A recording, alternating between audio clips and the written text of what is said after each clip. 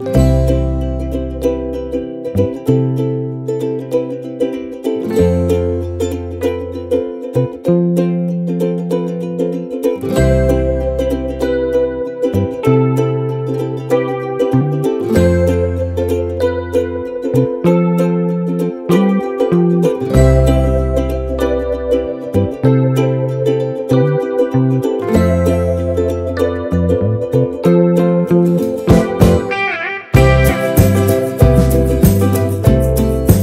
नमस्कार मंडळी, शेती माझे दैवत या आपल्या यूट्यूब चॅनलवर सर्वांचे अगदी मनापासून स्वागत. आणि हे बघा, आता जे तुम्हाला खालच्या शेतातील मी दृश्य दाखवलं, तर तिथे आमची विहीर आहे, तिथून वरती पूर्ण पाईपलाईन केली. परंतु बघा, आता पाण्याखाली शेती असल्यामुळे किती कामं हे शेतकऱ्याला पुरतात, तर ते तुम्हाला व्हिडिओच्या माध्यमातून नक्कीच दिसणार आहे. परंतु व्हिडिओ शेवटपर्यंत पहा. तर चला मग, आता ज्या गहू काल पेरला होता, तर गव्हामध्ये ज्या सऱ्या पाडल्या होत्या, जी भर होती, तर 4 एकर गव्हामध्ये जवळजवळ अर्धा एकर तरी ह्या भरा असतील. तर आपल्याला शेतात पूर्ण खर्च करावा लागतो आणि कसं की पाणी खत वगैरे सर्व द्यावं लागतं. त्यामुळे ह्या भरा तशा न ठेवता त्याच्यावर तण होईल म्हणून बघा, आता अशी गहू आम्हाला या भरावर टाकायची आहे. तर पूर्ण जवळजवळ पूर्ण 4 एकर शेत हे पायाखाली घालून आता या भरावर असा गहू टाकायचा आहे. कारण आता लगेच इकडे पाईप सुद्धा लावून द्यायचे आहे. म्हटलं पाईप लावून दिल्यानंतर जे मातीत आपण भरावर गहू टाकले तर ते निघून येण्यास सुरुवात होईल. आणि म्हणून आजच बघा किती सारे कामं करायचे, तर व्हिडिओच्या माध्यमातून तुम्हाला दिसणार सुद्धा आहे. तर ह्या भरा पूर्ण आता टाकून घ्यायच्या आणि कसं की थोड्या वेळानं भरा टाकून झाल्यानंतर याच्यात पाईप द्यायचे. आणि जवळजवळ गहू हा 15 दिवस ते 3 हप्ते आपल्याला स्प्रिंकलरनंच याला पाणी सुद्धा द्यायचं आहे. कारण की आता जर गव्हाला जर मोकळं पाणी सोडलं तर गव्हावर हा गाळ बसेल आणि गहू आपला उगण्यास अडचण येईल. तर म्हणून बघा, आता अगोदर स्प्रिंकलरने पाणी द्यायचं आणि तीच तयारी इकडे आज करायची आहे. तर बघा मंडळी, ह्या ज्या भरा आहे त्याच्यावर सुद्धा इतका छान प्रकारे गहू जमतो. तर मागच्या वर्षी सुद्धा आम्ही अशा ज्या भरा होत्या त्या भरावर जे असे गहू टाकले होते, तर पाणी दिल्यानंतर तो गहू छान प्रकारे असा उगून येतो आणि ओंबी सुद्धा अशी मोठी पडते आणि एकदम छान जाडे असे गहू राहतात. तर आता तुम्हाला जे भरावरचे गहू निघेल तेव्हा नक्कीच व्हिडिओतून मी तुम्हाला दाखवणार सुद्धा आहे.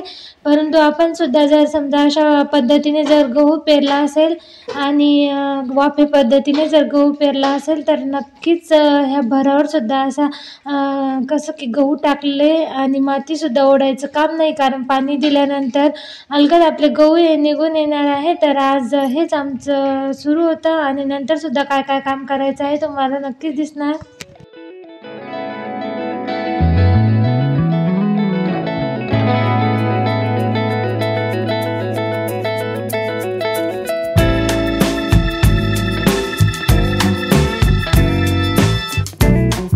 तर हे बघा मंडळी, आता आमच्या घरच्यांचं सुरू होतं इकडे पाईप लावणं. कारण आता एक मोटर इकडे जोडायची आहे आणि दोन्ही मोटर त्या तिकडे हरभऱ्याच्या शेतात आहे. आणि हे बघा, अशा पद्धतीने आता पूर्ण या 2-3 तास हरभऱ्याचे भिजवणं सुरू आहे. तर ते टप्पे अगोदर बदलून घ्यायचे, कारण सकाळी 6ला येणार आहे लाईट. तर आजच हे जे काम करून ठेवल्यानंतर उद्याचं नियोजन व्यवस्थित राहील.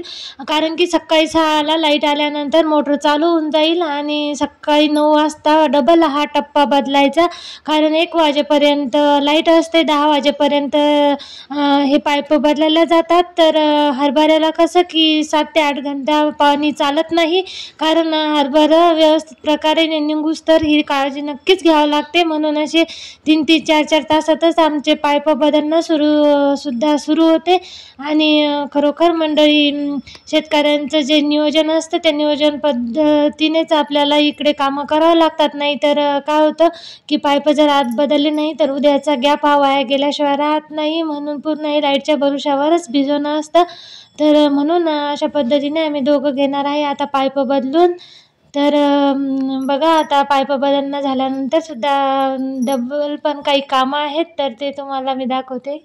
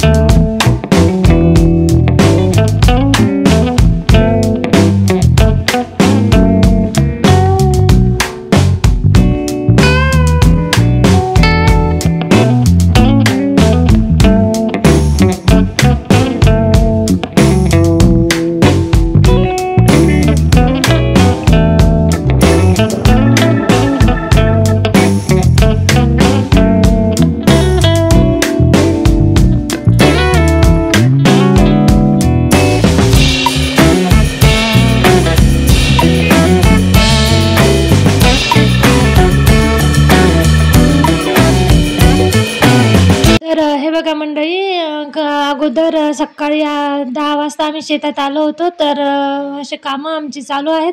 तर इकडे आता थोडंफार जो लसूण लावला होता त्या लसणात सुद्धा ग्रॅनेर हे खत पण टाकून दिलं, कारण इकडे सुद्धा पाण्याचा टप्पा लागणार आहे, म्हणून गव्हाला व्यवस्थित प्रकारे असे खत लागून जाईल.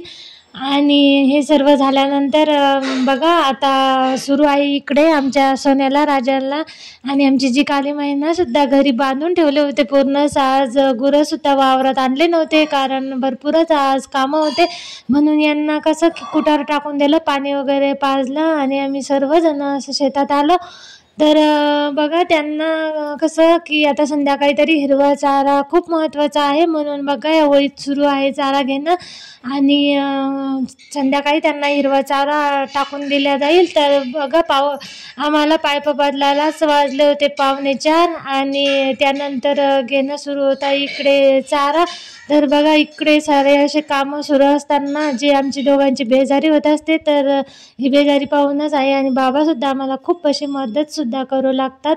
आणि कसं की सर्वांनीच आपापल्या परी आज कामंसुद्धा केले होते, कारण सकाळी गहू ज्या शेतात पेरला होता खाली नदीवर, तर त्या शेतातसुद्धा खत कसं ओलं झाल्यामुळे ते खतसुद्धा पेरणीयंत्रातून पडलं नव्हतं, तर तिकडे पण जवळजवळ 2 बॅगी खताच्या अगोदर फेकून दिल्या. नंतर आलो इकडे गव्हाच्या शेतात, तिकडे पण भरावर 4 एकर भरावर आईने आणि मी गहू टाकले. आणि त्यानंतर घेतले जवळजवळ 2 तास पाईप बदलायला लागले आणि थोडंफार लसणाला खतसुद्धा फेकलं आणि आता घेणं सुरू आहे चारा. तर अशा पद्धतीने आज कितीक पण कामं आवरा, परंतु कामं संपायचं काही काम नव्हतं आणि खूप असा थकवासुद्धा आला होता, कारण की कसं सकाळी 10 वाजेपासून जर सारखंच असं काम जर लागलं तर खूप असं दमून जातं माणूस. परंतु असं आमचा शेतकरी काही मागे हटत नाही, कारण जे रोजचं नियोजन असतं आणि जो उद्याचं नियोजन असतं, तर त्याच पद्धतीने आपल्याला कामं करावं लागतात. तर रोजच असे काही भरपूर कामं नसतात, परंतु काही दिवस जास्तच कामाचा हा लोड येत असतो. तर बघा इकडे दिले होते हे गव्हाच्या सुद्धा शेतात आम्ही पाईप लावून दिले, हरभऱ्याच्या शेतात सुद्धा 2, एका नवजल 27 नवजल आणि एका मोटरचे आहे 18. तर असे हे लावले होते हरभऱ्याच्या शेतात, आणि जे 25 नवजल आहेत तर ते गव्हाच्या शेतात लावले होते, कारण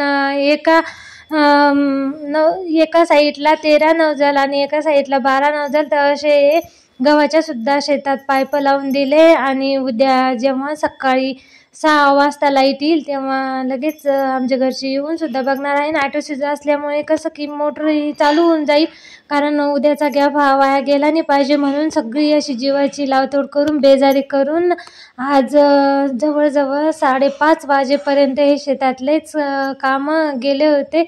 आणि खरोखर मंडळी या दिवसाचे कसं या भिजवण्यामुळे जास्तच कामं हे शेतकऱ्याला करावं लागतात.